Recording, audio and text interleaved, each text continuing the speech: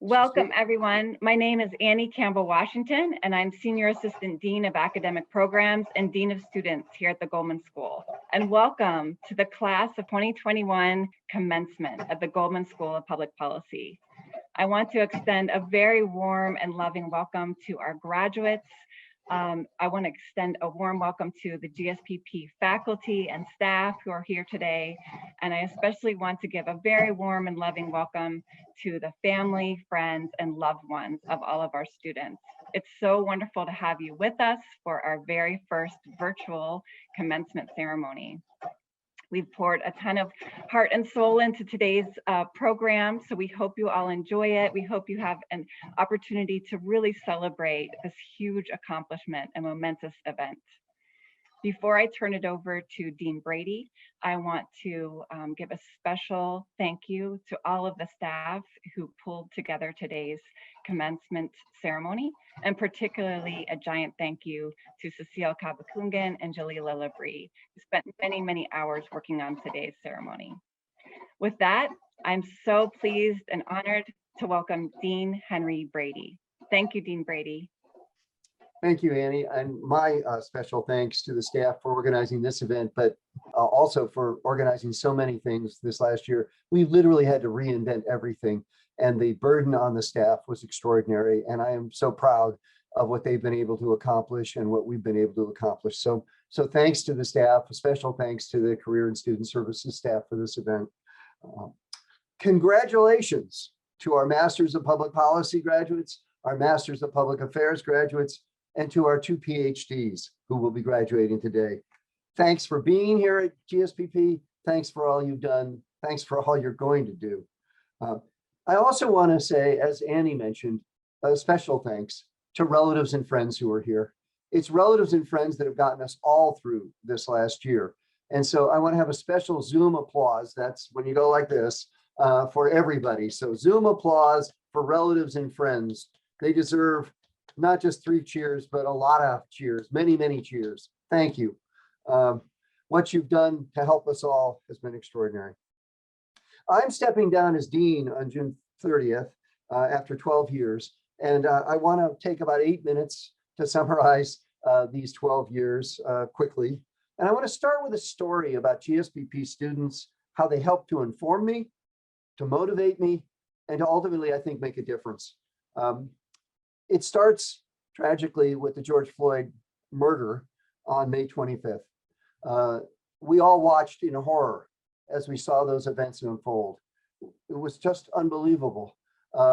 Unfortunately, all too believable for members of minority communities who have suffered these kinds of injustices for so long. I sent a message to the GSPP faculty, students, and staff, but it really just didn't seem like enough. And then I remembered that in 2019, GSPP, along with a few other units on campus, had put forth an idea for what's called a cluster hire to focus on changing and reforming the police. And I said, that's what students are telling me about right now. And indeed, in the aftermath of the George Floyd murder, you, the students, were sending me lots of materials about how we had to rethink policing in America. I read those materials. And then I spent a weekend writing a memorandum to our executive vice chancellor and provost, in which I said, look, we've got to revive this idea of a cluster hire on policing, but it's really got to be radically rethought. And we've got to think about taking seriously the notion of defunding the police. I did that on June 9th, and on June 14th, the vice provost for the faculty wrote to me and others and said, we should definitely reconsider and reimagine that cluster and consider possibilities for moving ahead on it. Committees, of course, then were formed, and committees were formed, and discussions were held. And finally, there was a committee that involved Steve Raphael of our faculty, and they came up with a conception of a cluster focused on anti-racism and social inclusion. That cluster got approval, and in 2022-23, GSPP will have a search for a new faculty member who will be a member of that cluster. This would not have happened except for the fact that the students informed me, told me about their thoughts, helped me understand better the issues. So the power of ideas and analysis, especially the power of a community focused on ideas and analysis that wants more than mere words, that wants action, led to the memo that I wrote. I'm proud to say it had an impact, but I'm even prouder to say that it was informed completely by what students had sent me. My story is about how we learn from one another, and we are at our best when we are searching together for new ideas and new ways to do things, instead of becoming polarized as a country. And I really appreciate the fact that this community does that. Thank you so much. So let me just tell you a few things about my deanship. In 2010, despite the extraordinary innovations of my predecessor, Michael Nacht, an external program review committee said that the school was unsustainable. It was too small. It was too limited. It wasn't diverse enough. It would not be able to compete with new public policy schools that were coming along that were bigger and better funded. The recommendation of that committee was that, based upon a model pioneered by Berkeley Law and the Haas School, the business school, is that we should charge something that would amount to $25,000 a year in what's called professional degree supplemental tuition each year. That seemed to me to be a very bad idea. It would have solved a lot of our financial problems immediately, but I did not think it was a good idea to burden students with that kind of PDST. Instead, PDST today is $11,000. It's not $25,000. And furthermore, we've got a tremendous amount of student aid that we're providing. So how did we do this? How did we do this without doing what the committee told us to do? Well, the path to getting bigger involved adding executive education programs, adding the Masters of Public Affairs, which I'm so proud of and has been such a tremendous success. And we've had such incredible students in that program. Now adding the Masters of Development Practice program, which is a program that used to be housed in the College of Natural Resources. So we've gotten bigger, and we've gotten bigger without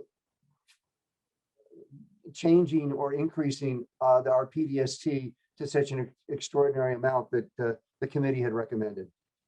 We've gotten more diverse. We've doubled the number of people of color on the faculty to 33%. When I became dean, there was essentially one woman on the faculty. We've now got about half the faculty who are female. The number of Black and Latinx faculty members has almost doubled among our lecturers and adjuncts to 20%. There's lots more work to do, but we've made progress. We've made significant progress in diversifying the student body, partly by almost doubling financial aid over the past 5 years. As a result, more than half, 55%, of our students were people of color, and more than 1/3 in the entering class in 2020, that's 37%, were underrepresented minorities. These numbers make us much more diverse than the population of the United States. We're still not as diverse as California, and that's been my goal, is to get there, and we will get there. And we put programs in place to make sure we will. We're also more renowned. When I became dean, 3 members of our faculty were members of the American Academy of Arts and Sciences, a highly prestigious honorary society. Now there's 10, 1/3 of our faculty. As far as I know, the highest proportion of American Academy members of any unit on the Berkeley campus. And despite being by far the smallest of all public policy schools, we are rated #1 in public policy analysis. And we're rated #3 or 4, depending upon which year you take, in public affairs, which is a larger category of schools. That's pretty amazing given how small we are, but I think it's reflective of the extraordinary quality of our students, of our faculty, and our staff. We're also more financially secure. Over the past 12 years, we've raised many millions of dollars. Most importantly, because we've been financially sound, and this is something I feel very, very proud of. We've not had to lay off a single person in the last year. That's unlike almost every other unit on campus. We haven't laid off a single person. And we're leaders in many areas, and the one that's most important to me is social justice. A recent article in the American Prospect entitled "The Berkeley School" applauded the Goldman School for bringing inequality and policies to fight inequality to the forefront in economics. The Berkeley School, we're actually now a place that people refers to as the place where inequality is taken seriously and policies to ameliorate inequality are being developed. So that leads to my final thought. When I was in college, my father lost his job. He was a carpet salesman, and carpet industry was changing, and the people who employed him actually wanted to save on pension costs by firing him just before his 50th birthday. I remember having dreams and fantasies, and my twin brother, by the way, when I mentioned this to him, said he'd had the same feelings. Dreams and fantasies that someday I would grow up. I'd develop some degree of respectability, and I would go to those people, and I would tell them how they'd ruined my father's life, despite the fact that he'd worked hard for them and he'd fought in World War II in major battles and distinguished himself. As with most useful fantasies, this did not come true. But I did go on to have the incredible opportunity to lead the Goldman School. And with the American Prospect article, I feel like I can turn my eyes towards heaven and I can say, Dad, there's a place that cares about injustice. There's a place that's studying it. There's a place that's trying to right the wrongs of our society. And they're leading the way. That really makes me smile. Thank you, GSPP. Thank you for the chance to lead. Thank you for all that you do. Thank you to the faculty, the staff, and especially the students for your leadership in this area. Thanks so much.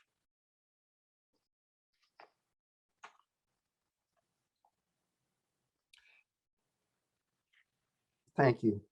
And now we have a special video message from the class of 2021 from Congresswoman Barbara Lee. She has a long-standing relationship with the Bay Area. She graduated from Mills College, where she was president of the Black Students Union. She got a master's degree from the UC Berkeley School of Social Welfare. She then joined the staff of Bay Area Congress member Ron Dellums, and eventually went on to start a very successful private company for facilities management. In 1990, she was elected to the California Assembly. In 1996, she moved to the state Senate. In 1998, to the Congress of the United States. She is now a member of the powerful Budget and Appropriations Committees. She's been a leader in fighting AIDS, dealing with poverty, and so many other things, working to develop anti-racist public policy. Please welcome this video message from Congresswoman Barbara Lee. Thank you, Dean Brady, for that very kind introduction. It is truly an honor to be with you today virtually to celebrate the Goldman School class of 2021. Congratulations to everyone earning a degree today.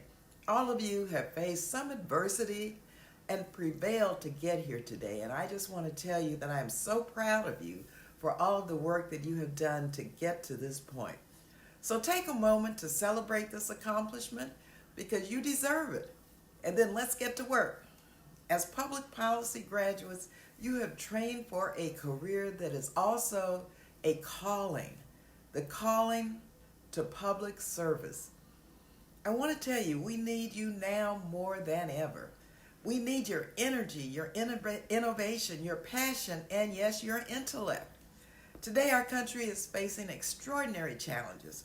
We're fighting to end a historic pandemic that has taken so many lives, and at the same time to address the deep disparities in health and economic well-being that this crisis has only exacerbated. As the wildfires in our state have reminded us in recent years, we are facing the global existential crisis of climate change. And as you know, we are witnessing an unprecedented attempt to undermine our democratic systems and the voting rights that we fought for generations to secure. So we need your help. I need your help. The country needs your help. You are the generation of leaders who will save the planet, who will bring peace to a world torn by violence, who will take on the crisis of poverty and make sure no child goes to bed hungry in America or in any other country. You are the generation of leaders who will strengthen our democracy rebuild our public education system for young people who are following in your footsteps, and finally realize our country's promise of equality for all. You're here today to assume the mantle of leadership. So let me tell you, no matter what you do next, be bold, be fearless, be compassionate, be visionary, and shake things up.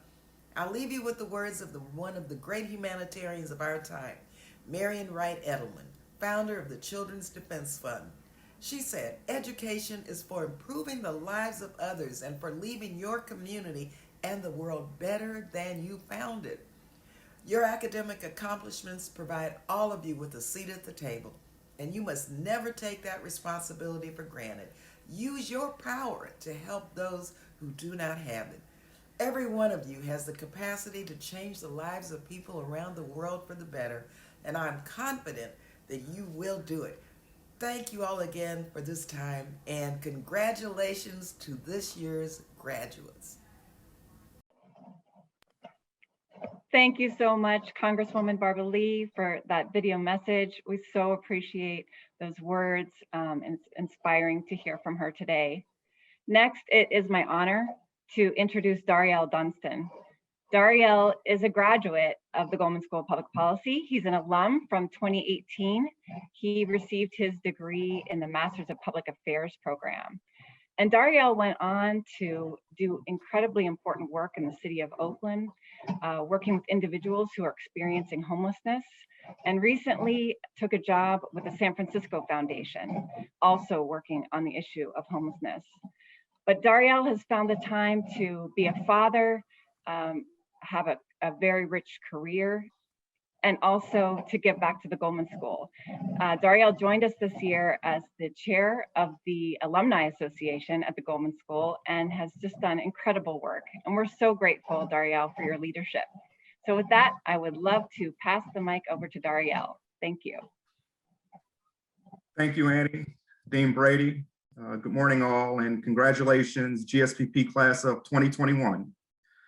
And I can't follow a pillar like Congresswoman Lee without recognizing her dedication and leadership to the East Bay community, the state of California, and to our beloved nation writ large. She has been a champion of diversity, equity, and inclusion for decades, and people who look like me are better off because of the trail she has blazed.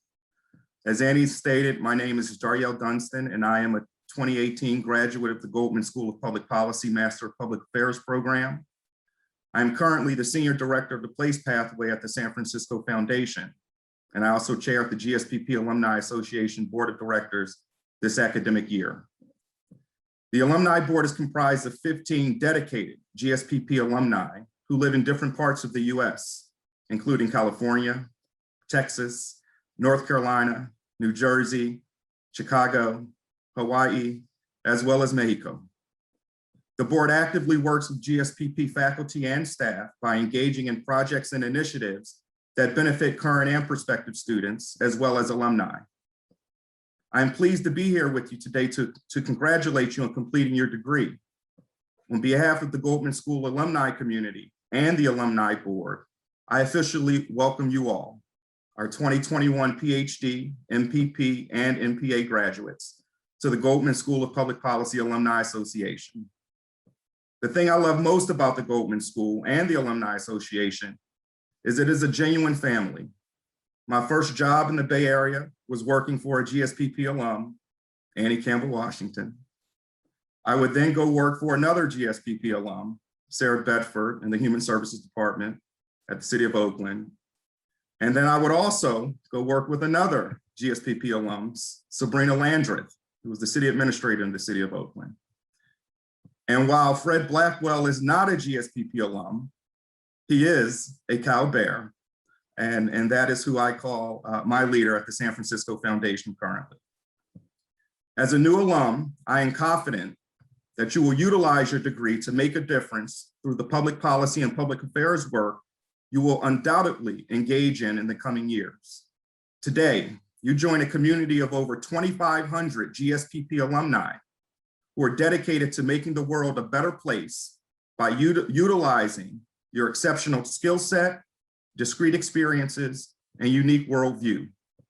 As our newest members of the GSPP Alumni Association, We hope that you will become engaged members of the alumni community in the following ways: by becoming involved with GSPP alumni boards, initiatives, and events, by volunteering your time and talent to help current and prospective students, and last but certainly not least, by providing opportunities and connections for internships, client projects, and of course, jobs. These are some of the many ways you can give back to GSPP, and we look forward to working with you on all these endeavors. The next part of our program will feature our student speakers. This year, each graduating MPP and MPA class selected a domestic and international student to speak. And now I have the distinct pleasure of introducing you to the first MPP student speaker, Anna Lacona. And I'm especially excited for Anna because she was one of my summer interns last year, and I couldn't be more proud of her on this special day. So without further ado, Anna, please take it away.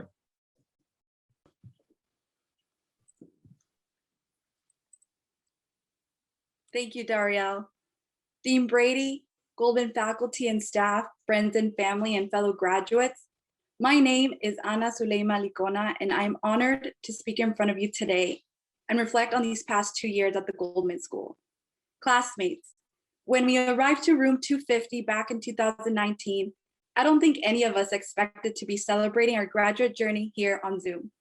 Despite the turbulent circumstances of this last year, you all reminded me of our commitment to expand our educational knowledge and gain policy skills in order to produce equitable and just policy. Today, I wish to highlight our individual and collective journeys to policy school, as well as to speak about the power of policy. Thinking of our individual journeys to school, I would like for us to reflect and think of the time you decided to apply to policy school. What pushed you to be here right now? Was it a moment, or was it a series of events? Or perhaps it was that you were tired of witnessing and experiencing the detrimental realities caused by unjust policies and systemic oppressions that enable police violence, mass shootings, and racial discrimination, all injustices that continue to penetrate our societies on a local, national, and international level. Yeah, that did it for me too. You see, for me, my journey to policy school was not propelled by one single event, but rather to a series of personal lived experiences, which exposed me to the systemic barriers and inequalities faced by economically disadvantaged and undocumented communities. I am a daughter of Mexican immigrants, and growing up, my family and my community lived in the shadows of Arizona's racist, anti-immigrant, and racial profiling show me your papers laws. I lived through Arizona's SB 1070, a policy which was created and enforced to instill fear in my immigrant community. At a young age, I learned that my entire life was shaped by policies that dictated where I could go to school, where my parents could work, and where my community could live. I was living in a world where corporate and political interests pushed for policies that profited off mass incarceration, family separations, deportations, police violence, and walls that divided, not united. Essentially, I learned that people in power made decisions that directly affected the local living conditions of where I grew up. I learned that people in power controlled decision-making government bodies, and those people in power did not see my community for who we were. I began to fear those people in power because in my eyes, they were not good people, and they used policy as a way to harm others. That is why and how I came to Goldman. I came here to do the good policy work, to learn and work alongside all of you. Our individual paths united in a collective journey here at the Goldman School, where we all learned about the power of policy. I want to share a Mayan philosophy, one in which persons exist by the virtue of their relationships to other beings. Chicano poet Luis Valdez best summarized this Mayan philosophy in his poem, in which he speaks about the meaning of en Lakesh, tú eres mi otro yo. In English, you are my other me. As we go out into the world and continue our careers, I hope you take in Lakesh. You are my other me. Classmates, you are the new generation of policy leaders. Because of you and because of our knowledge, I am no longer fearful of the harmful policies made by those in the past. You give me hope because you have the policy toolkits to implement multidimensional policies that will eliminate systemic barriers and will enable our communities to live happy, safe, and healthy lives. As my parting words today, I hope you remember these 3 lessons. May we always remember to illuminate voices of impacted individuals and give them a seat at decision-making tables. May we continue to critically question institutional systems and offer inclusive, equitable policy solutions. And may we continue to radically imagine and seek a future for our collective liberation. Class of 2021, we have the honorable duty to be the good public servants that this country and this world needs. I want to end my remarks with a note of gratitude. I stand on the shoulders of giants, and I would not be on this academic journey without my village. Thank you to my professors, my SCIP and LIP classmates, the Goldman alumni who have paved the way for me to be here, to mi comunidad in Arizona who constantly inspire me to keep fighting for our collective liberation, to my immediate family, my siblings, my cousins, most importantly, to the 2 immigrants who came to this country with the dream to see their daughter graduate. My mother and my father, my heroes. Gracias, mamá y papá, por todos sus sacrificios. Le doy gracias a Dios por todos los días por sus lecciones. Hoy nos graduamos y seguimos en la lucha. Sí se puede y sí se pudo. Thank you and congratulations to the class of 2021.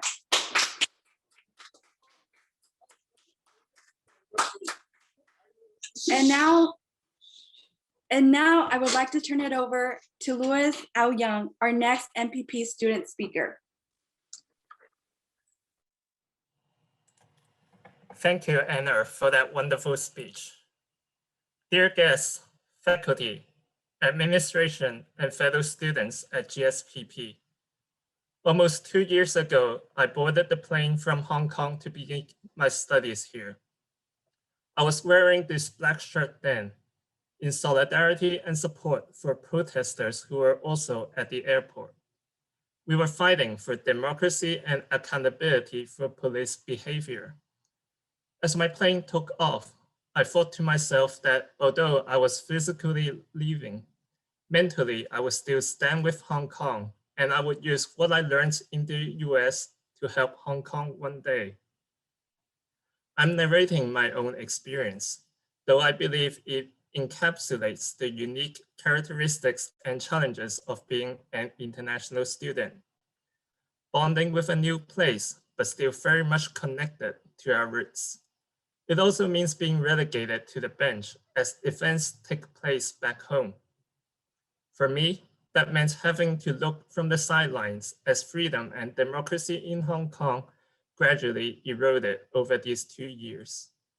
For the international student community in general, the pandemic has made that physical separation from home even harder to bear. We were thousands of miles away from our families and friends when the pandemic hit and when we were needed at their sides. We had to face unsavory choices on whether to stay or depart. If we left, there was a good chance we would not be able to return. And even now, while the US has turned the page in this fight against the pandemic, we have not been able to feel unmitigated joy, for some of our home countries are still locked in a grim and deadly battle. Despite the challenges and the physical distance, many of us have still fought to make things better. For example, international students from India organized the UC Berkeley Indian community along with the wider community in the East Bay to protest at the Indian consulate in San Francisco in December 2019 against the heinous and unconstitutional citizenship acts that were passed by the Modi-led government of India. These laws were explicitly targeting Muslim, indigenous, and poor people in the country disproportionately. The entire international student community from India, the Keeler, Ashwin, Sana, Jigasa, and Shreya were present at the protest. These organizing efforts speak to the vibrancy of the international student community at GSPP, who continue to invest in the social political conditions of their home countries and try to raise awareness in the US about the global and interconnected nature of protests and political action. We have done so despite little to no institutional support. Even now, international students are campaigning to get their non-resident supplemental tuition waived for the pandemic semesters, and we hope that GSPP leadership can be responsive to those demands. We expect more vigorous support for the concerns and issues of our community beyond tokenism. I speak these words today not to incriminate, but out of the belief that GSPP is a place where progress will be made, as Dean Brady has just alluded to in his speech today about faculty hiring. I have many impressions of GSPP, but the one that has stood out to me most has been the passion of the community to make a difference, daring to dream the impossible dream, the determination to mend the amendable wrongs, and the will to fight for what is good without question or pause. My cohort, I bring up this creed of progress today, not only to urge change from the school, but to remind us all of the task that awaits us. Today, at the end of my journey at GSPP, I think back to our first day, hearing Dean Brady say how he hoped we could be patient, focus on our studies, and after 2 years, go out and start changing the world. That has been an approach, and although I know there are some who disagree with that sentiment, and indeed the events in the past 2 years have made sitting on the sidelines inconceivable and almost indefensible. However, today I wish to highlight the second half of the Dean's statement. After 2 years, the time to roll up our sleeves has arrived. Commencement may mean the end of our studies, but our responsibility to make a difference in society has only begun. We will be parting ways, but no matter which corner of the earth we will be at, we will always be bound by a shared determination to oppose repression, seek justice, make tomorrow a better day than today, and strive to reach the unreachable stars. As for myself, I will be returning to Hong Kong, facing circumstances that are far harsher than when I left 2 years ago. Yet, I also feel fortified and more ready to meet the challenges there. The knowledge I gained and the bonds I forged here shall lend me strength. Thank you, everyone at GSPP.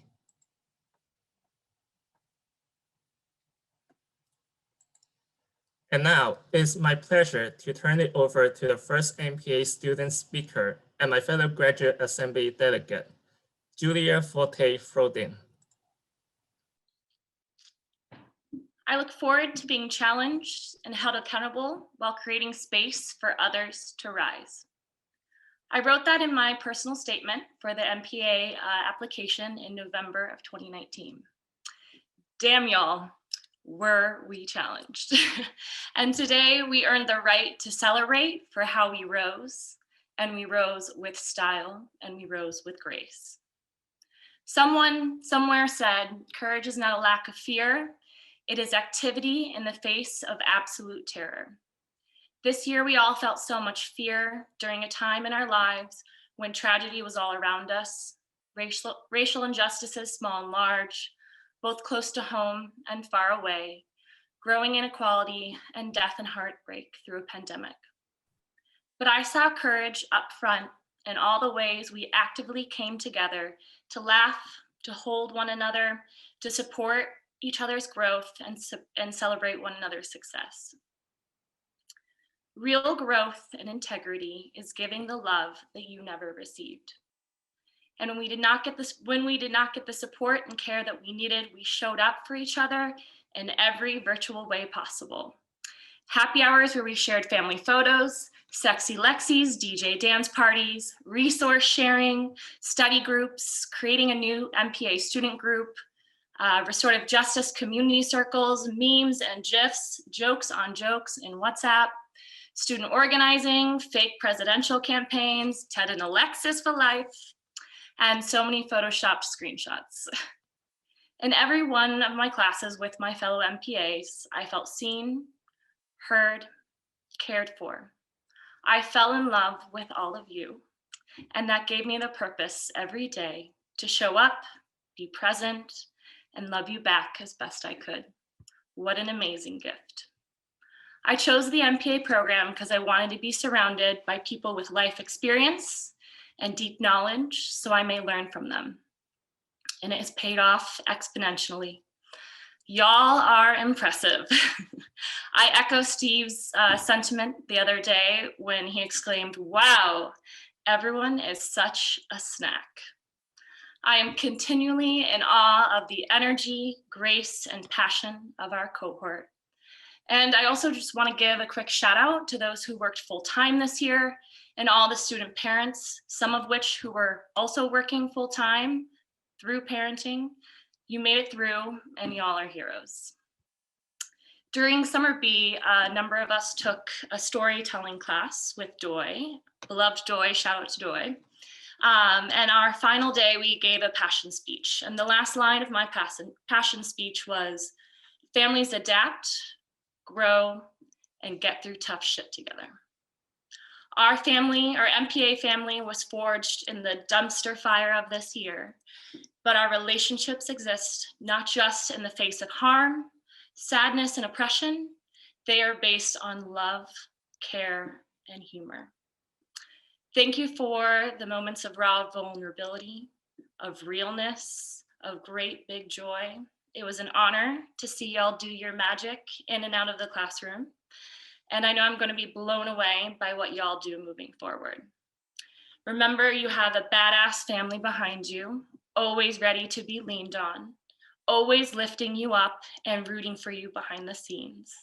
Thank you, thank you, thank you. And just want to crack one open for everybody.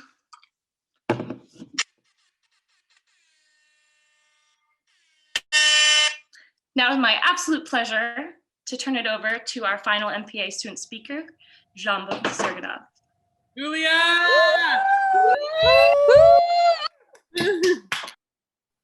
Thank you, Julia.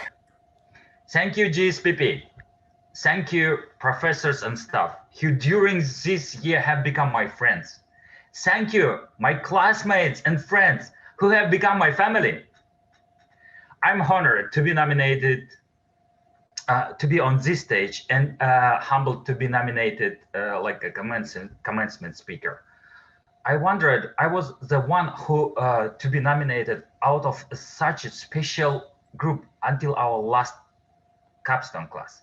When I realized what I have accomplished in graduating, until I have discovered something inside myself that I didn't realize was there. From the 1st of September in 1983, when I first entered in Soviet school system 38 years ago, I was taught to be average. Every day, everyone around me told me life was too tough to try to be above average. More obligations, more stuff to do, and just more responsibility. They also told me you should not care, do not question, just follow the crowd's flow. But every evening, my mom taught me to care. She graduated from medical school in her early 20s and married my father, a man with congenital heart disease. For context, in 60s, congenital heart disease in Soviet Union was like a death lottery. There was no opportunity for surgery, no proper treatment. But thanks my mom, who served 24/7 as my father's nurse who prevented strokes 3 times, they lived 45 years as a happily married couple. They even worked together during that time because my father was scared just to go anywhere without my mom. And it was my mom who taught me to care. Son, it is never wrong to care. And that how you care about a close one is how you will care about everyone else, she said. And it wasn't until I met a gorgeous and astonishing girl, Zaure, who then became my wife, that I felt that it truly meant to care. 21 years ago, in the first few months of our marriage, I understood that she was my life guiding star, and that I would dedicate my life to care for her and try to make her life better. And I don't know, was it like coincidence, but the year after we married, I went to public service. And at that time, I thought it was a decent choice. Ideally, public servants do care more than others, but there was more to being an average public servant. It was when I became a father for a third time that I decided to do something with it. I didn't want my kids like live with this cognitive dissonance, oppress their like core personal values on public and be themselves only in their close circle. I decided to go further, find a way to break away from the stereotypes that still anchors my nation in its Soviet past.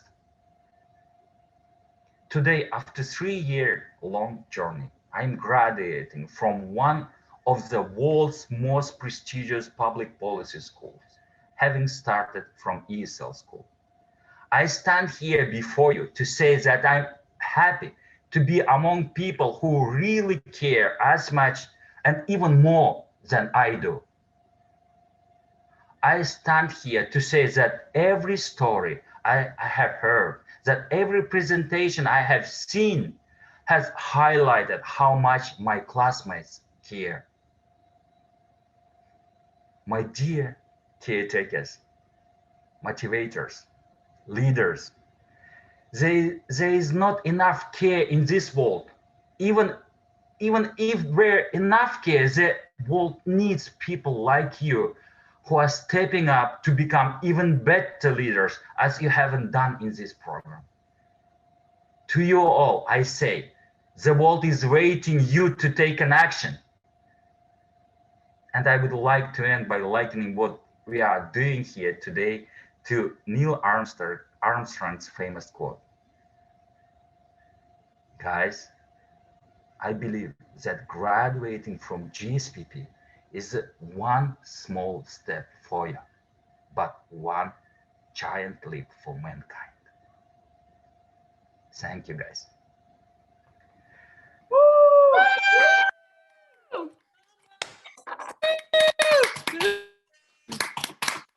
And it is my pleasure to turn it over to Professor Hilary Hoynes, sorry, who was chosen by the class 2021 as this year's faculty speaker. Thank you very much. I really appreciate it. I can tell you all that it is something quite a challenge to follow these 4 amazing student speakers here at GSPP today. So how about we all unmute for a second and give them one more round of applause before I get started.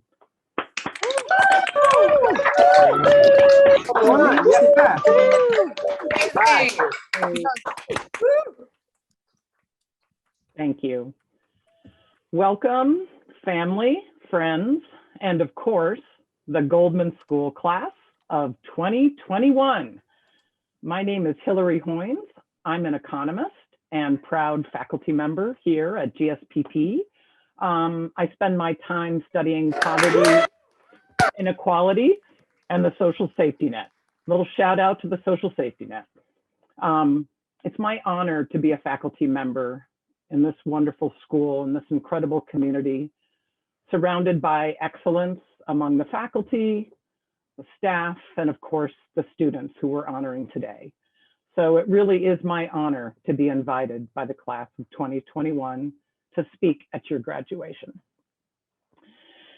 As I was thinking about my remarks, I said to myself, air quotes to myself, I'm not going to talk about this year and the tough experience the class of 2021 has had. But leaving that unsaid didn't seem quite right. So let me just start with a very collective, for all of us here, I'm sorry. You guys didn't get the experience you hoped for or the experience you deserved. From fires to smoke, electricity outages, racial injustices, and of course, COVID. But here's where I've landed. For those who know me, I'm a hopeless optimist, proud Midwesterner. So I can tell you all that I'm filled with hope. And I want to talk to you about where that hope comes from. And the first thing that gives me hope is you. It's you collectively that give me hope. I've been teaching in the University of California for more than 25 years, and I've enjoyed the incredible range of opportunities and engagement I've had with students. I've done everything from teaching Econ 1 to undergraduates to training and mentoring PhD students in economics. But nothing has been quite the same as teaching and getting to know the MPP, MPA, and PhD students at GSPP. So as I think about what makes you special, and as I like to call it, the special sauce of GSPP, of course, you're smart. That's absolutely true. This is Berkeley after all, and you're all committed to doing the work. But there's much more than that. I think there are 4 things that stand out to me. 1, you're passionate about your work.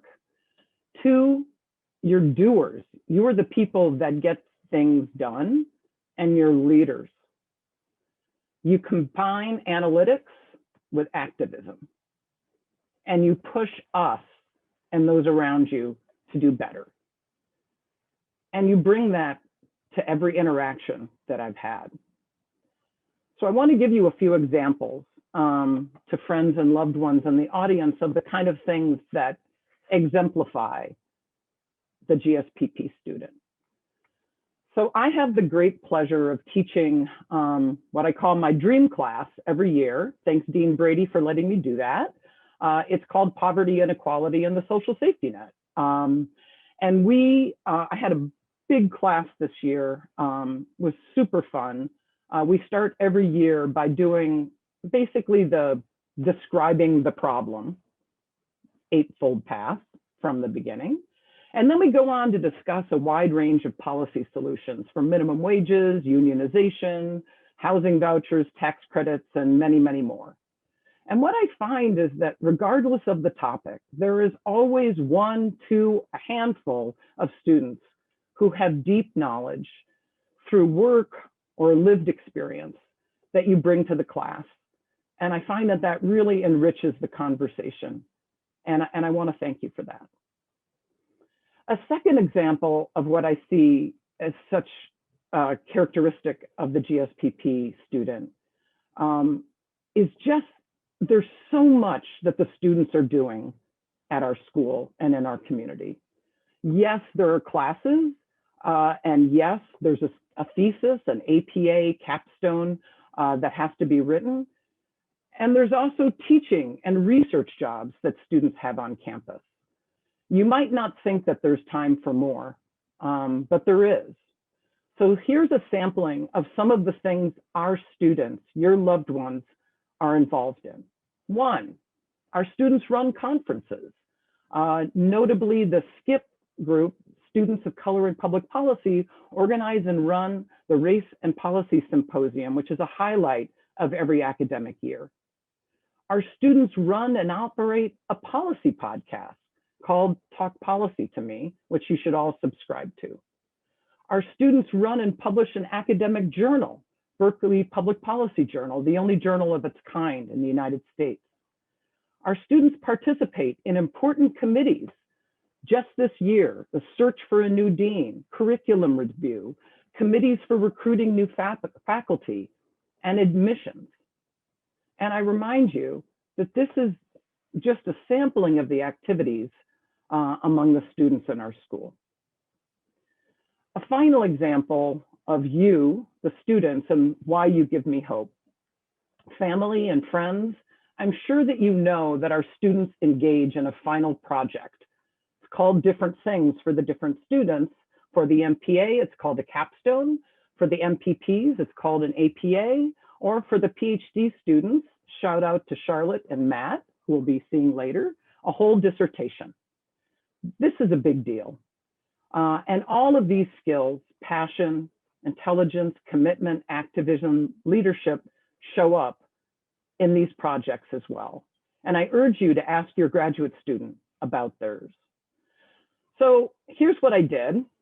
I took, Cecile, thank you, was kind enough to send me the titles of all of your final essays. And I assembled something that I want to show you. So let me do that. So here is a word cloud of the titles of all of the more than 120 final essays among this amazing class. And if you look at this, you'll see some words quite obviously stand out. Policy, analysis, data, California, not very surprising. But beyond that, to pull out a few of my favorites are improving, public, impact, needs, and justice. So GSPP students, you give me hope. So in addition to you giving me hope, it's also, after all, you're leaving us, going out into the world, I'm also finding some places for hope in the outside world as well. As we all know, America is a deeply unequal place with enormous wealth, but enormous disparities. Pre-pandemic, more than 1 in every 10 children are poor, 14% of children are food insecure. And we know that COVID increased many of these disparities and many more. But there are some exciting policy developments happening right now. To mention one that I've been engaged in, Biden proposed and Congress passed a child allowance for 1 year. This policy alone is predicted to reduce child poverty by almost 50%. If made permanent, and many are advocating for that, it would be the biggest thing the United States has done for child poverty in its history. This would be on par for what Social Security did for elderly poverty in America. This is a big deal. So let's make some space for hope, and this group is ready to make that happen. Before signing off, I have to call out something that's super special to me about the class of 2021. Back in the fall of 2019, in the before times, I got to teach you economics. This is a required class, and I'm now regularly teaching economics to first-year MPPs. But your class, the class of 2021, was and will always be my first class. I appreciate your patience with me and your guidance as to how to make economics valuable to you. And I hope you see the value in economics as a tool for good. So thank you again very much for the honor, the great honor of speaking at your graduation. I cannot wait to see what you do next. The world is a better place for having you in it. Thank you very much.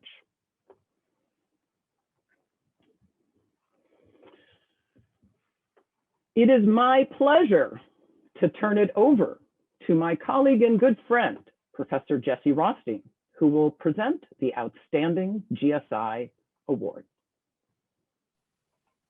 Thank you, Hillary. As Hillary said, I'm Jesse Rothstein. I'm a professor of GSPP, where I teach courses on quantitative methods, on labor policy, and on education policy. Each year at commencement, we present the Outstanding Graduate Student Instructor, GSI Award, to a GSPP graduate who has worked as a GSI teaching assistant for a GSPP course. Over 200 GSIs from all over the Berkeley campus are chosen for this award for their outstanding work in the teaching of Berkeley students. I'm pleased and honored to be able to present this year's Outstanding GSI Award to MPP graduate Colleen Pulowski, who was a GSI for the MPP core course I teach on quantitative methods every year, and I taught this past fall. Colleen was excellent in every way as a GSI.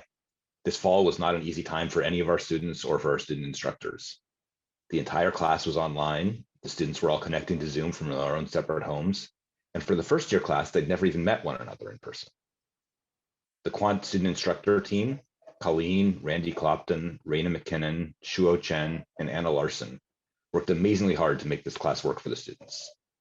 Colleen did a great job of helping the students manage a stressful class while helping them learn difficult quantitative material.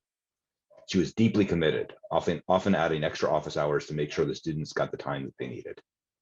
Many of the student evaluations called her out specifically as one of the high points of the class. I thank her for all of her hard work, and I congratulate her for this well-deserved recognition.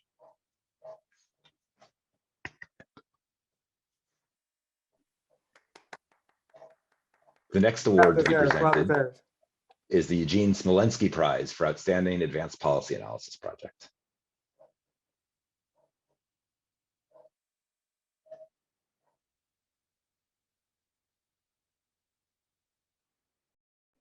You're muted, Dan. That is not surprising. I am quite airheaded in all kinds of other ways. Let me start again. Hi, my name is Dan Ackland, and among the many other fun and wonderful things I get to do as a member of the faculty at GSPP, teaching a section of the Advanced Policy Analysis thesis seminar is the most rewarding.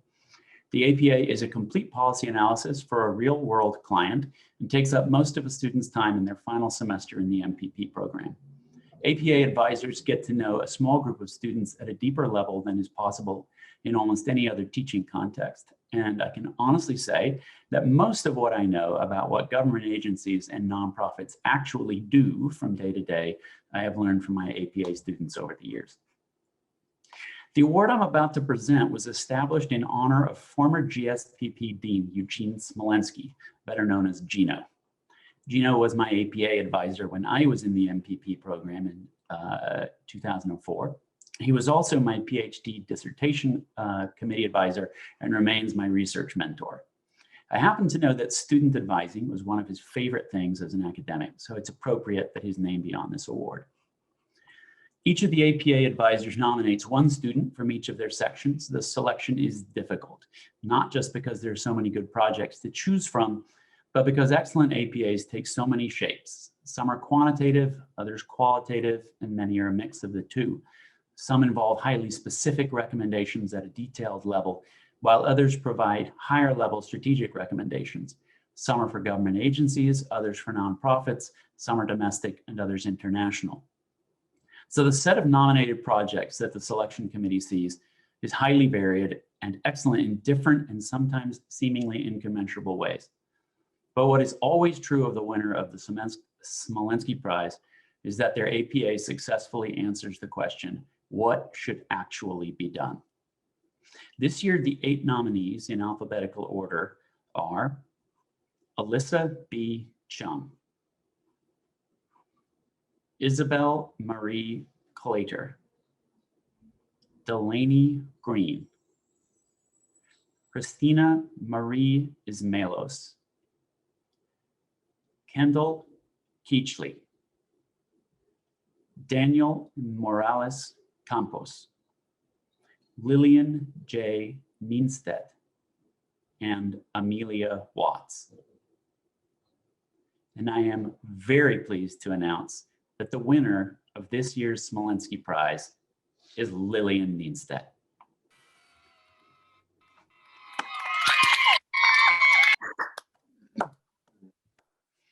Lily conducted her APA for the California School-Based Health Alliance. It is entitled A Relative Need Index for School-Based Health Centers, Identifying Opportunities to Expand Healthcare in California Schools.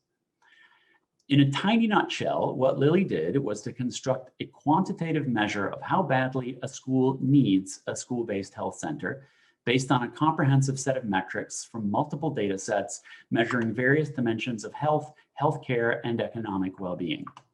In addition, Lily identified the non-need characteristics of a school or district that make it an appropriate target for SBHC advocacy, including, in addition to need, its potential for assembling the necessary funding from disparate and inevitably inadequate sources.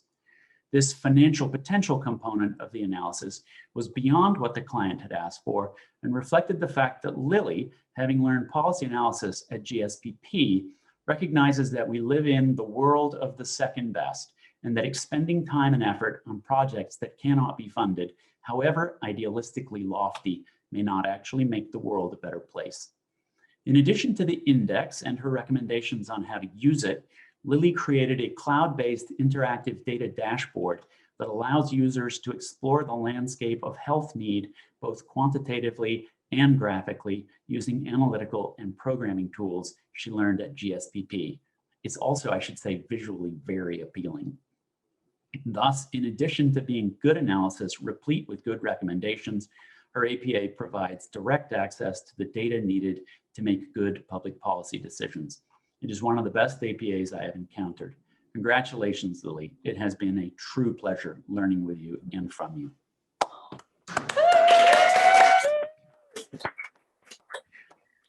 The next award to be presented is the Bardak Prize for Outstanding Capstone Analytical Project in the MPA program.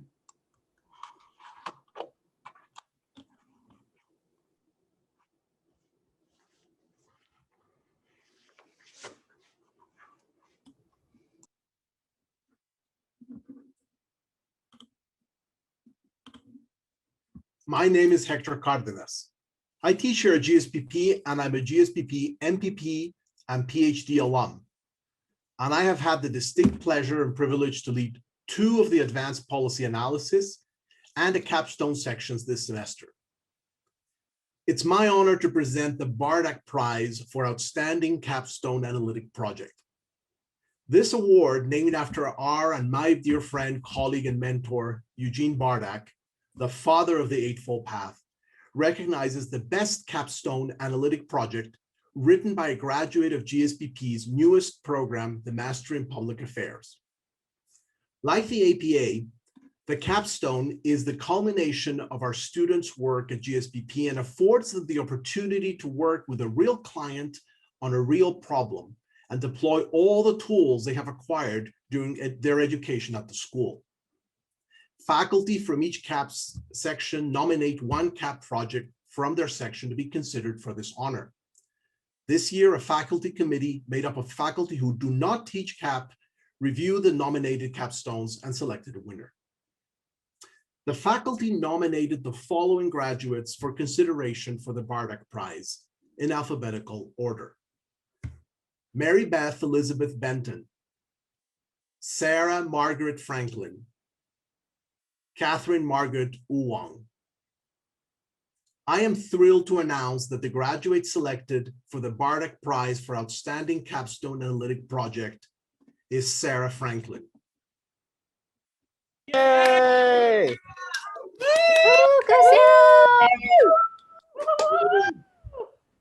Sarah worked for Enterprise Community Partners. The title of her paper is Residential Segregation in Denver, Colorado, a report on racial equity, housing supply and demand, and local land use control. Sarah Franklin's paper is a carefully constructed analysis of how Denver should deal with the historical legacy of segregation that is perpetuated by market distortions caused primarily by local land use regulations. Sarah's work blends rigor and attention to detail with deep interest in the topic and commitment to the larger public policy issues involved in our country's responsibility to respond to the effects of racial bias on the opportunities for minorities and other disadvantaged groups. In her paper, Sarah clearly explains how it is that housing policy and land use control in particular lock people out of housing, reinforce long-term concentration of wealth and opportunities, and lead to de facto segregation. Sarah combined multiple analytic methods in her study: a community choice survey, GIS analysis, economic analysis of market forces, dozens of interviews with diverse stakeholders, and detailed case studies of 5 other cities. All of this she did in the middle of the COVID-19 pandemic. Sarah understands housing policy and housing markets. Her analysis is clear-headed and practical, and informed by admirable values that pervade the report. The case studies of other cities are woven into her recommendations as she systematically builds a strategy buttressed by successful experiments elsewhere, to change the way land use planning is done in Denver.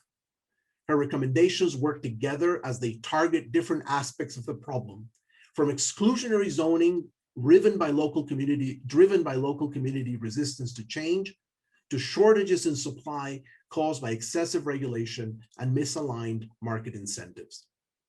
Sarah's capstone is a brilliant example of the kind of work we want and expect of our students. It has a sophisticated framing of the problem, informed by a thorough technical analysis and a deep understanding of the housing sector. It uses data extremely skillfully. It includes concrete recommendations that are clear, detailed, feasible, and useful to her client. Most importantly, perhaps, this capstone demonstrates that our work as policy analysts is fundamentally about caring for each other and giving all people access to opportunity, dignity, and liberty. Congratulations, Sarah.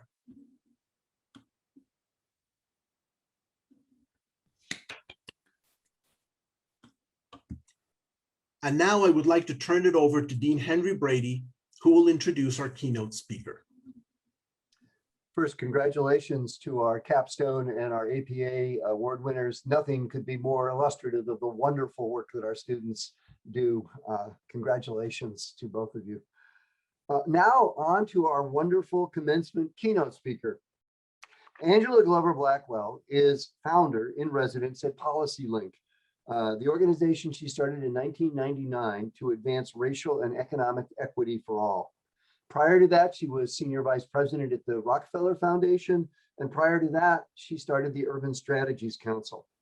She's the co-author of Uncommon Common Ground, Race and America's Future, a book that a decade ago, more than a decade ago, set the agenda for how to think about race in America. She's a leading voice in the movement for equity in America. And she has advised Presidents Barack Obama and Joseph Biden. She is the 2018 recipient of the John W. Gardner Leadership Award and the recipient of the Peter E. Haas Public Service Award from the University of California at Berkeley. I'm proud to say she's been a lecturer at the Goldman School, and starting July 1st, 2021, she will be a professor of practice at the Goldman School. Nobody has done more in America to advance racial equity, and nobody is better equipped to inform us about how to think about the present moment in America. I give you Professor Angela Glover Blackwell.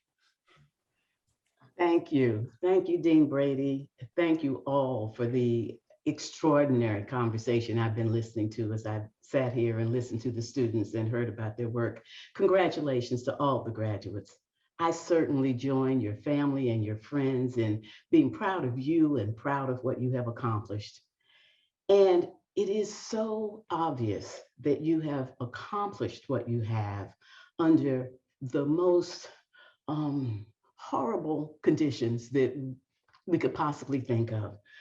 And the pain and the isolation and the struggle, all of that has brought you to this point. You're here despite it all.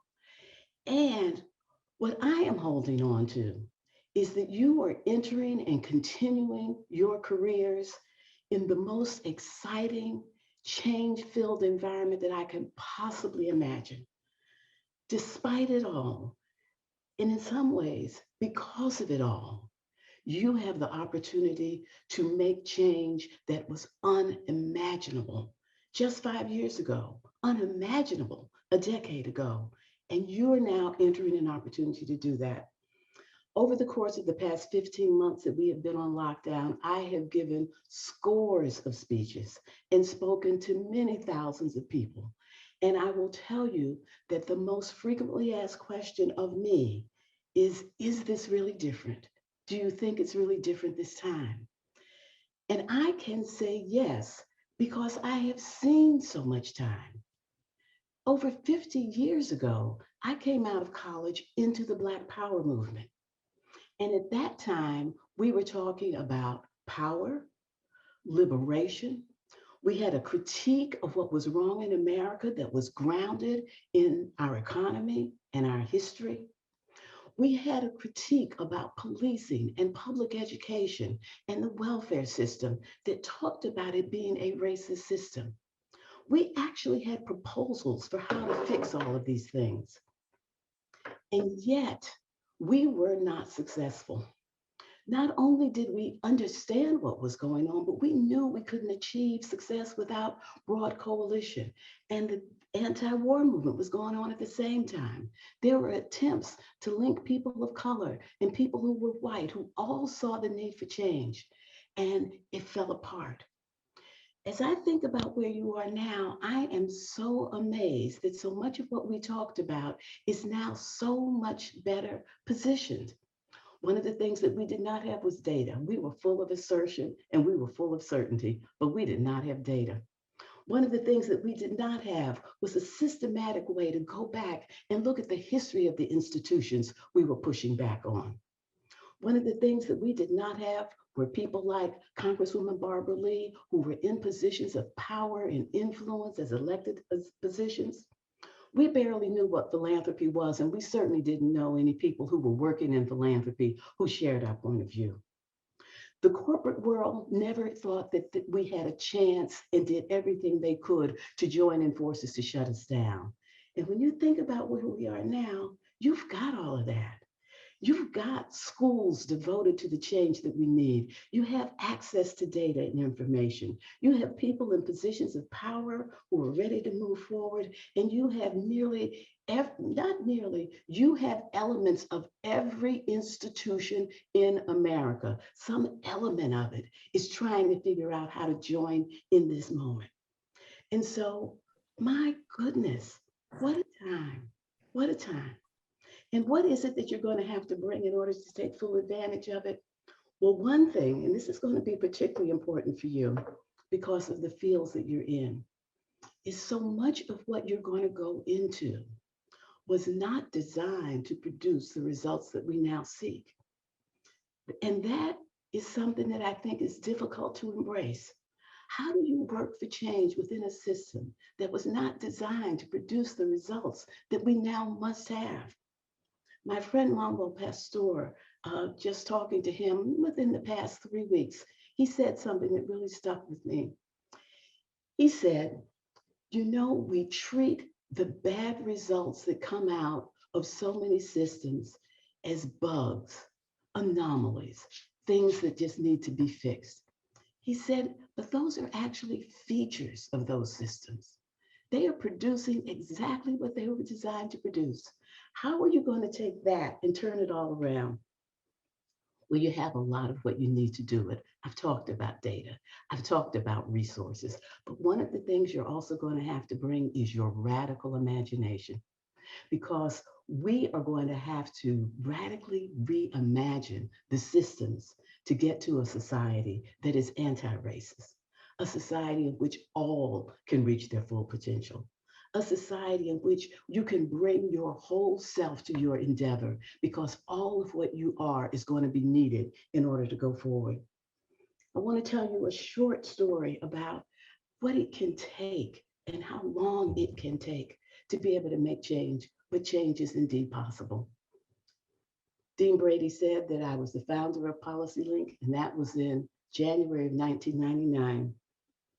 And it was started to advance racial and economic equity at a time when the term equity was not used to talk about that struggle. People talked about justice, they talked about equality, they talked about inclusion, they didn't talk about equity. And as we brought that term forward, everybody pushed back on it. They said, we don't need new language. They said that language is confusing. They said, don't confuse where we are now by bringing race into the conversation. We can talk about class, we can talk about poverty, and we can fix it all. We kept pushing. We formed coalitions. We had convenings. We used the data. We brought forward the analysis. We helped to create models. We shared everything broadly. It was all open source because we knew if just a few people held on to it, it would not be transformative. Over time, things began to change. In 2015, we felt that so many people were moving to equity that equity needed a manifesto so that people would know what it was, and we created it. A lot has happened over this period. I remember when I used to write op-eds for the New York Times that include racial equity, and they would edit it out because they didn't use that term. I remember working with national policy groups in Washington, D.C., could never get them to use the term equity. Not only does everybody use it, but a lot of our definition that started with the people all over the country who felt we needed something different is the definition that is used. On Friday, somebody gave me this week's issue of Time magazine. And on the cover, it says Visions of Equity with artwork commissioned.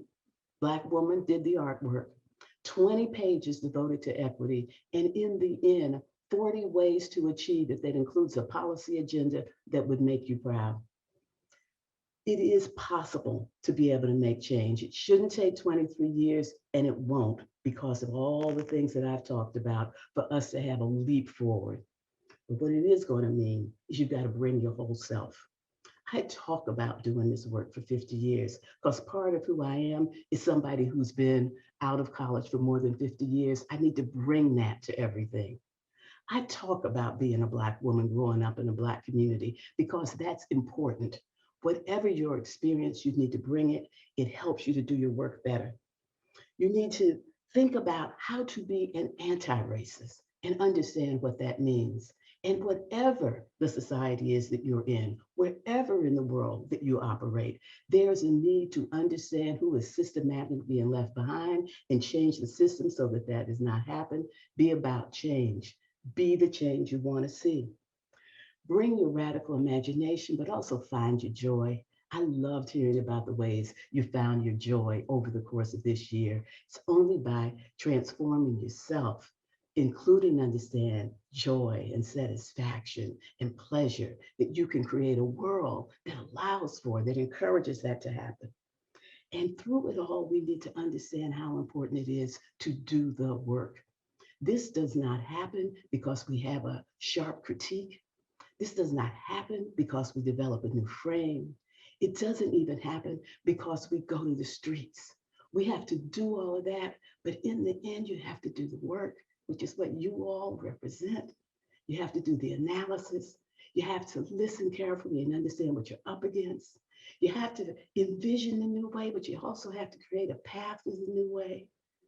This is the moment that tomorrow begins. This is the moment that tomorrow begins. I am so proud of you. I am so hopeful for what it is that you're going to help the world do to be different. I am so glad that you are entering with all the knowledge that has come from your pain, from your struggle, from your insights. Find your joy, be the change. Good luck. And now I would like to turn it over to Professor Amy Lerman, who will present the first PhD degree.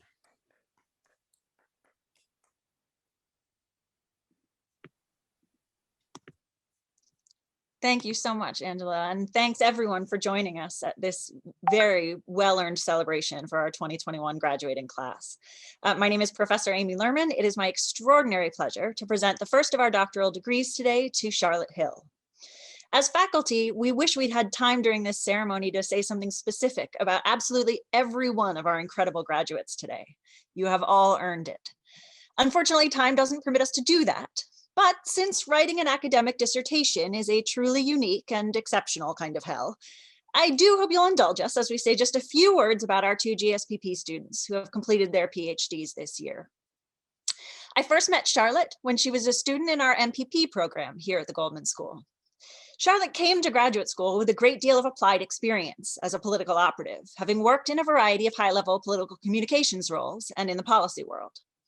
Her credentials leave no doubt about her abiding commitment to understanding and improving democratic politics on the ground.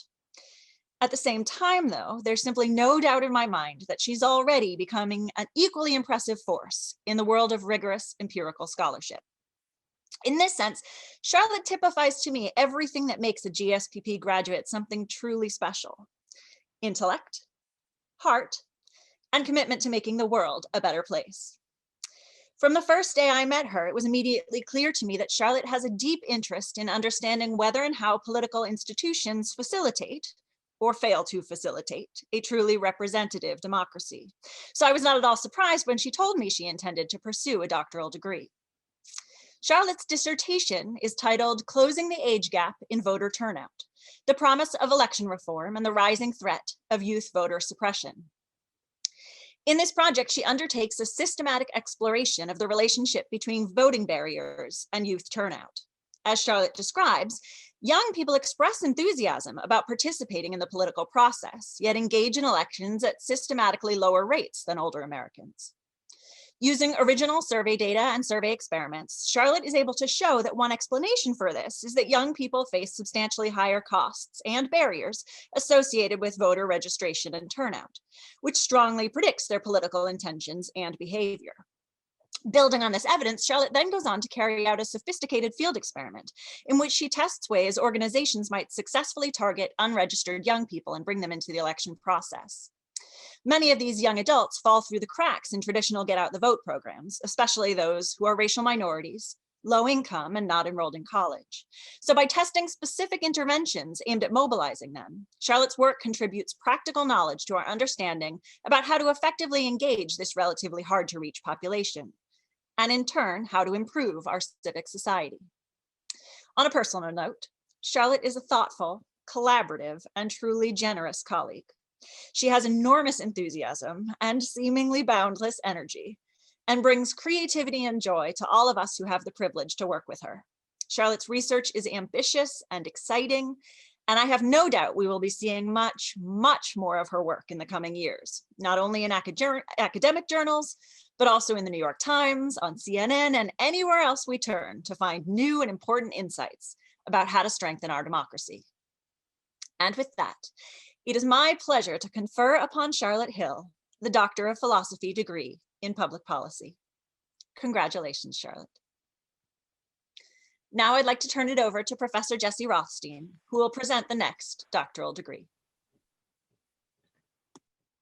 Thank you. I'm pleased to present the second PhD in Public Policy degree to Matt Unrath. I've had the honor of being Matt's faculty advisor and the chair of his dissertation committee. I've been working closely with him since 2015, when he approached me as an MPP student to supervise an independent study course. I was impressed then at his ability to synthesize and draw connections among a range of complex literatures in labor economics, and I've never stopped being impressed since. He's worked with me as a GSI in the quant class, and I believe he was the very first hire at the California Policy Lab, working with the California Department of Social Services on usage of the CalFresh program. Matt's dissertation is called Essays in Labor and Public Economics. It has 4 separate studies.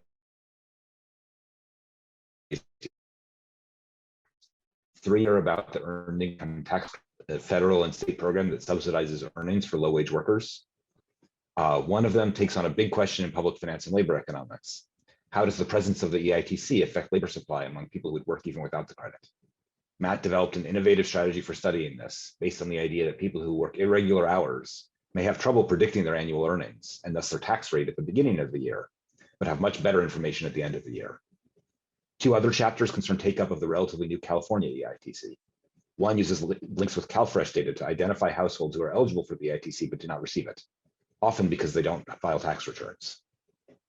The other reports on several outreach experiments aimed at increasing take-up of the credit. And a 4th chapter focuses on the CalFresh program itself, and in particular on the burdensome recertification process by which recipients demonstrate every few months that they're still eligible to participate.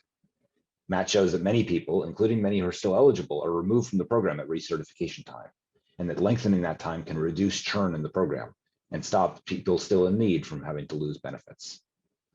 All 4 chapters make creative use of administrative data and are characterized by excellent attention to detail, and together they shed light on central pillars of the social safety net. Matt's been a pleasure to work with throughout this process, always volunteering for new tasks and assignments. Really, the only thing I felt like I haven't been able to teach him over the course of his PhD is how to say no. Matt will be taking the skills he learned during his PhD to the Census Bureau, where he'll be working in the income branch of the Social, Economic, and Housing Statistics Division. It's my pleasure to confer upon Matthew Unrath the degree of Doctor of Philosophy in Public Policy. Congratulations, Matt.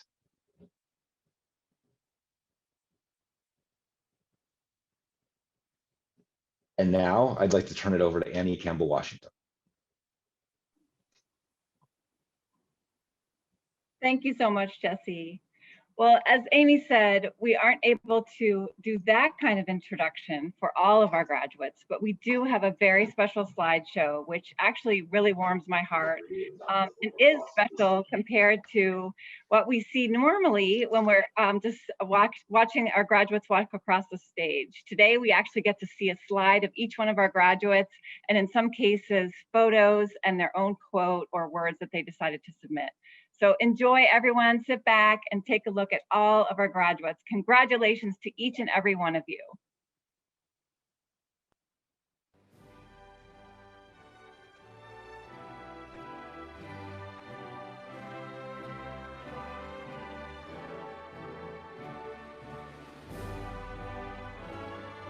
Joshua J. Albano, receiving a Master of Public Policy.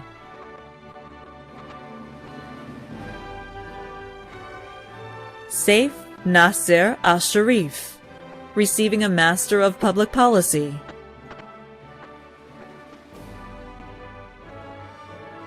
Fumiko Aoki, receiving a Master of Public Affairs.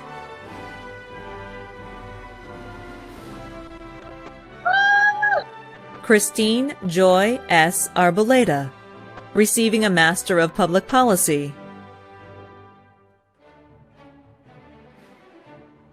Shada R. Homsad, receiving a Master of Public Policy.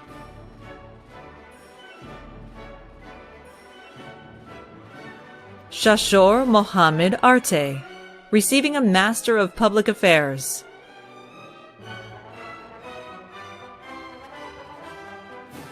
Tak Ho Ao Young, receiving a Master of Public Policy.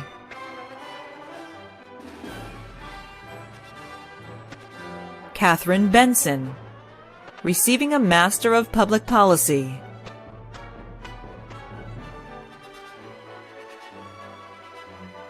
Mary Elizabeth Benton, receiving a Master of Public Affairs.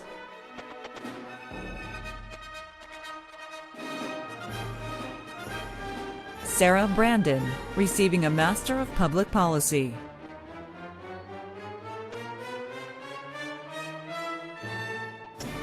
Rebecca Sue Brownlee, receiving a Master of Public Affairs.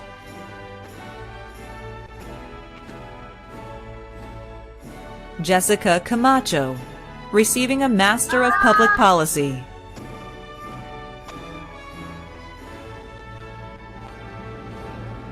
Alexis D. Castro, receiving a Master of Public Affairs.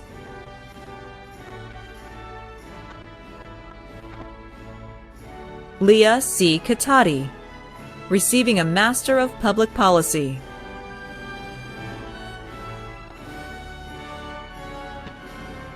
Pooja Chand, receiving a Master of Public Affairs.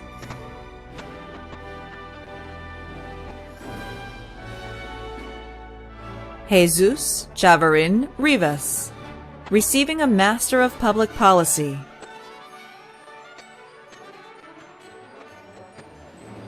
Shuo Chen, receiving a Master of Public Policy.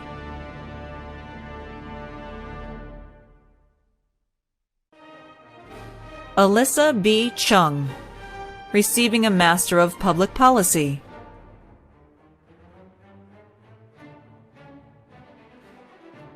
Jia Yun Shou, receiving a Master of Public Affairs.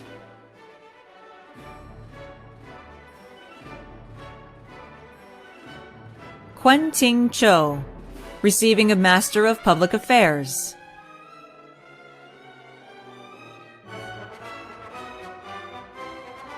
Andrew Clark, receiving a Master of Public Affairs.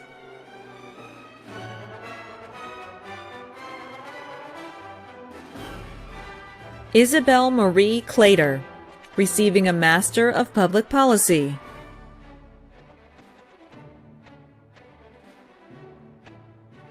Carly Moore Clemens, receiving a Master of Public Policy.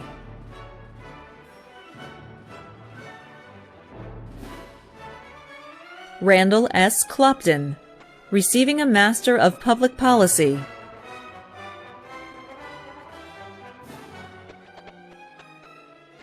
Benny Uriel Corona Rangel Orozco, receiving a Master of Public Policy. Dylan Gray Crary, receiving a Master in Public Policy, also receiving a Juris Doctorate. Anne Dade, receiving a Master of Public Policy.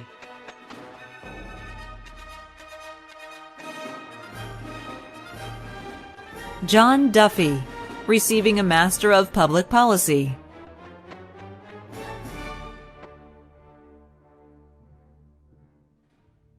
Asha E. Dumontier, receiving a Master of Public Policy.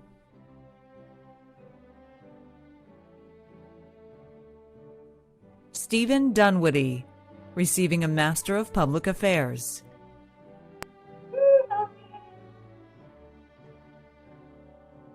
Shreya Dutt, receiving a Master of Public Policy.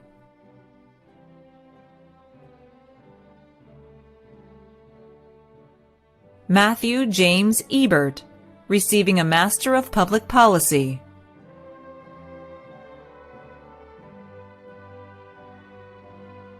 Samuel Fakis, receiving a Master in Public Policy.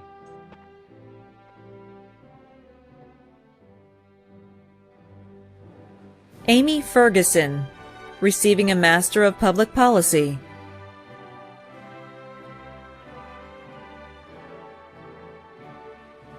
Carly Finkel, receiving a Master of Public Policy.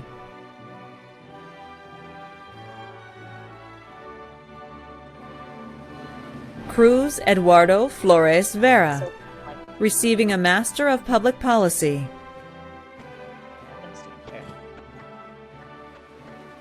Marcia Garcia, receiving a Master's in Public Policy.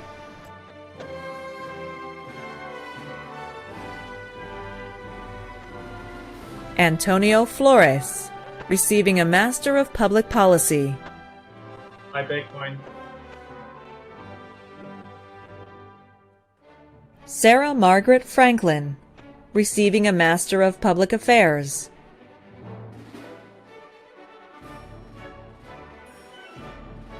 Julia Ann Forte Fruden, receiving a Master of Public Affairs. Yay!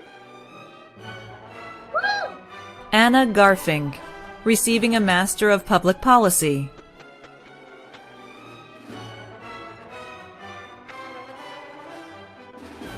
Dana Rochelle Geffner, receiving a Master of Public Affairs.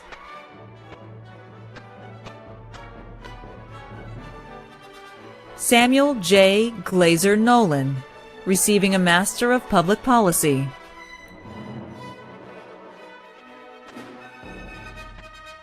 Delaney Green, receiving a Master of Public Policy.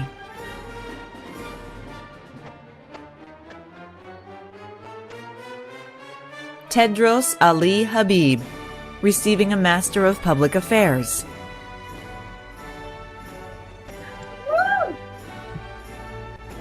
Masashi Hamano, receiving a Master of Public Policy.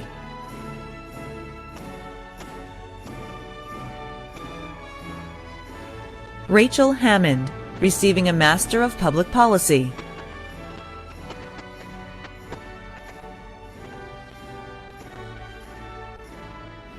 Hillary Henry, receiving a Master of Public Policy.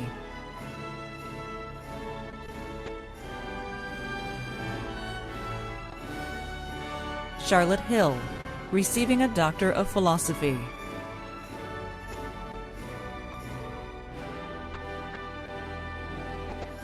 Melanie Ho, receiving a Master in Public Policy.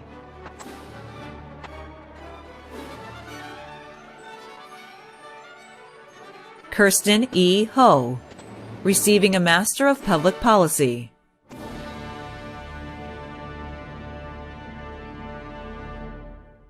Aya Jeanette Houle, receiving a Master of Public Affairs.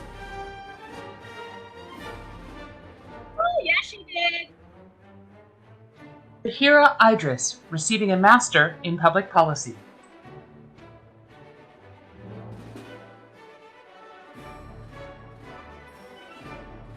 Christina Ismailos, receiving a Master in Public Policy, also receiving a Master in Science in Civil Engineering. Oliver James, receiving a Master of Public Policy, also receiving a Master of Arts, Energy and Resources. Sharon E. Jan, receiving a Master of Public Policy.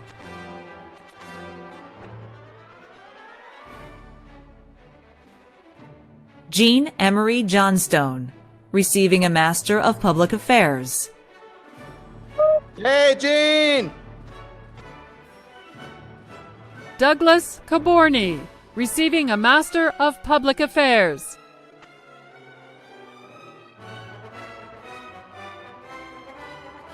Eli Edward Kahn, receiving a Master of Public Policy.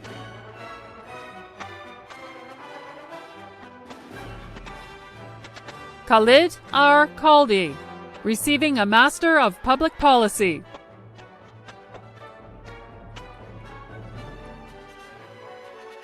Inthisar Kamal, receiving a Master of Public Policy.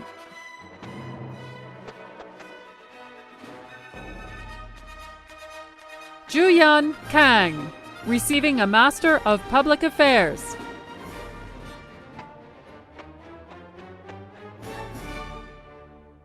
Kar Yan Kong, receiving a Master of Public Affairs.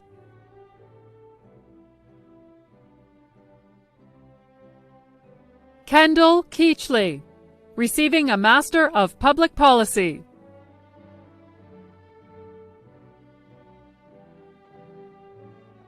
Justin Yatlun Lam, receiving a Master of Public Policy, also receiving a Juris Doctorate. Anna Olita Redberg Larson, receiving a Master of Public Policy. Marguerite Rob Lauter, receiving a Master of Public Affairs.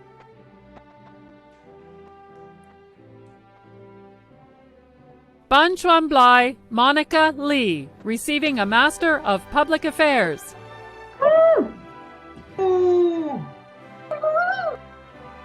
Yi Min Lee, receiving a Master of Public Affairs.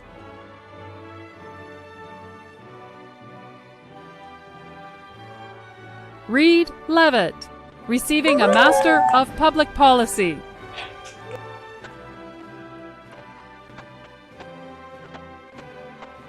Jessica Spiro Lee, receiving a Master of Public Policy.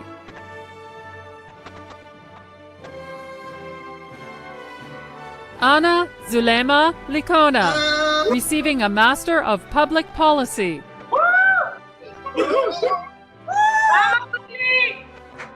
Balu Ashwin Mandakolathur, receiving a Master of Public Policy. Margaret McCall, receiving a Master of Science in Energy and Resources, also receiving a Master of Public Policy.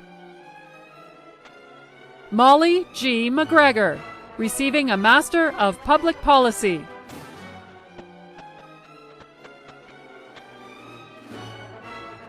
Raina A. McKinnon, receiving a Master of Public Policy.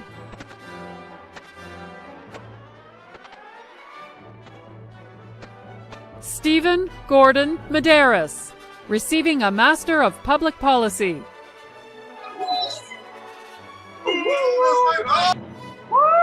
Courtney Ann Campaign Miller, receiving a Master of Public Affairs.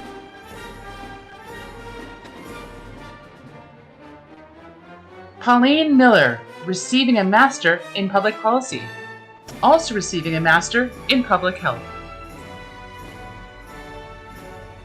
Satoshi Miyano, receiving a Master of Public Policy.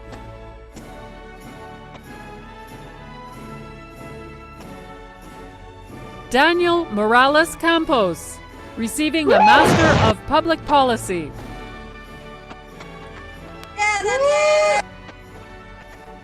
Jessica Munoz, receiving a Master of Public Policy.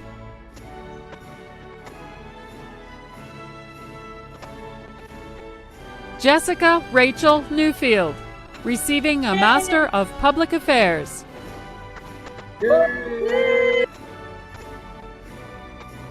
Lillian J. Neenstedt, receiving a Master of Public Policy.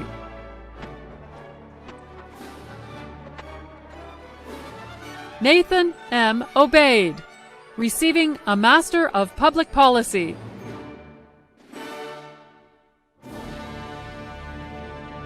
Kunle Augustine Oyewole, receiving a Master of Public Affairs.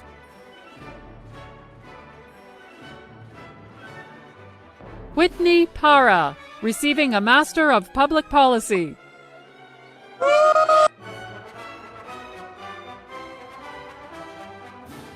Alexander C. Pfeiffer Rosenblum, receiving a Master of Public Policy. Colleen Pulowski, receiving a Master in Public Policy.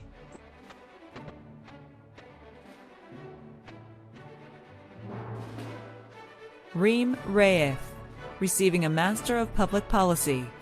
Also receiving a Master of Arts, Energy and Resources. Elena Rhine, receiving a Master of Public Policy. Omar Rodriguez, receiving a Master of Public Affairs. Go Omar! Jesus Omar Salazar, receiving a Master of Public Affairs. Dale Jesus! Sananda Satpathy, receiving a Master of Public Policy. Julia Alexis Sebastian, receiving a Master of Public Policy. Jigyasa Sharma, receiving a Master of Public Policy. Divya Shiv, receiving a Master of Public Policy. Alexander Jacob Single, receiving a Master of Public Policy. Joyce So, receiving a Master of Public Affairs. Hey, Joyce! Ishmael Soto, receiving a Master of Public Policy.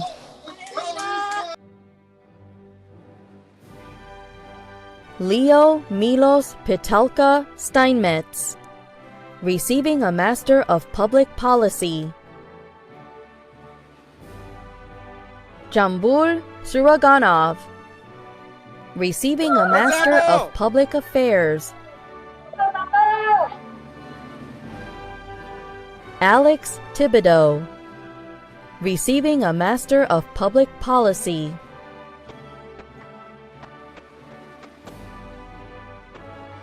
Matthew Unrath, receiving a Doctor of Philosophy. Go Matt! Woo, yeah, Matt! Go Matt! Catherine Uwang, receiving a Master of Public Affairs. Nicole H. Updegrove, receiving a Master of Public Policy. Maria Valle, receiving a Master of Public Policy. Nikila Vijay, receiving a Master of Public Policy.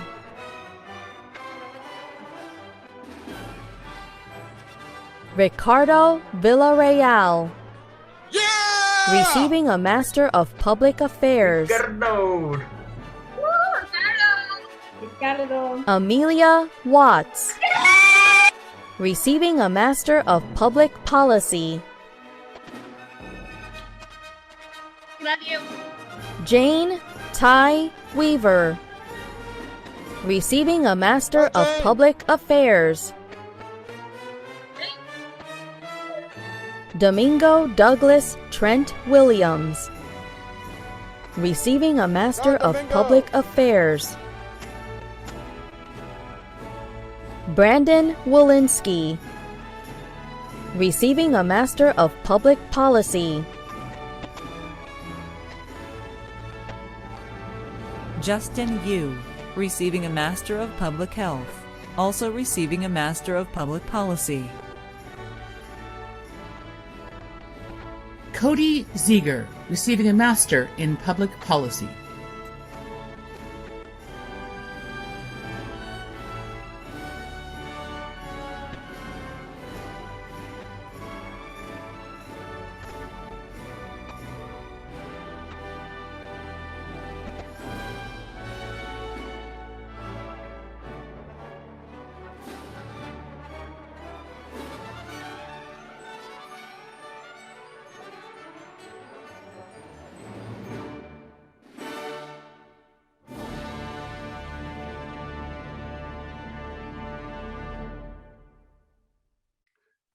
Congratulations, everyone. I wish we could all be together and celebrate this together. Thanks for being part of GSPP and for working with us this last year to get through what was a difficult year for everybody. I really appreciate it. Everybody's been very supportive and helpful, and that's been great. And thanks for giving me the opportunity to be the Dean of the Goldman School. I've been really lucky in my life. This is perhaps the luckiest thing, is to have the chance to do this. It's been a privilege and it's been an honor.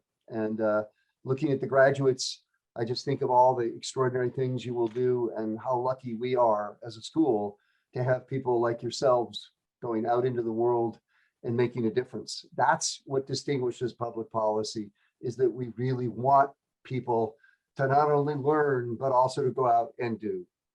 So congratulations. Now, graduates, please turn on your videos. I get to use my awesome powers as dean to say the following. By virtue of the authority vested in me by the President and Regents of the University of California, I grant to you your degree from the Goldman School of Public Policy. Congratulations. Congratulations. Thank you. Congratulations. Congratulations. And now I'd like to turn it over to Annie Campbell Washington, who will close us out with a toast. Okay, graduates, it's time to take out your gifts that you received in the mail, hopefully. And the first is a toast with a cookie. It's a cookie snap. So to each other, all of the graduates wish a happy commencement, a happy life, prosperity, and health to your fellow classmates by snapping your cookie. 3, 2, 1, snap. Congratulations. And now if everyone can take your glass, can't see my glass, there it is. Take your glass and raise your glass to all of our graduates, our class of 2021. We wish you so much goodness, health, prosperity, success, the best lives. We love you all. Thank you so much for being a part of the GSPP family. Cheers. Cheers. Cheers. Congratulations. Cheers. And now we're going to play a very special video that we made just for you. Enjoy.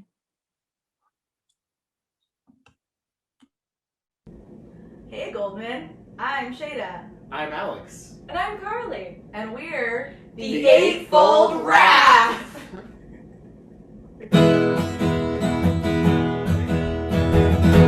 Loving you isn't the right thing to do. How can I ever change things that I feel? If I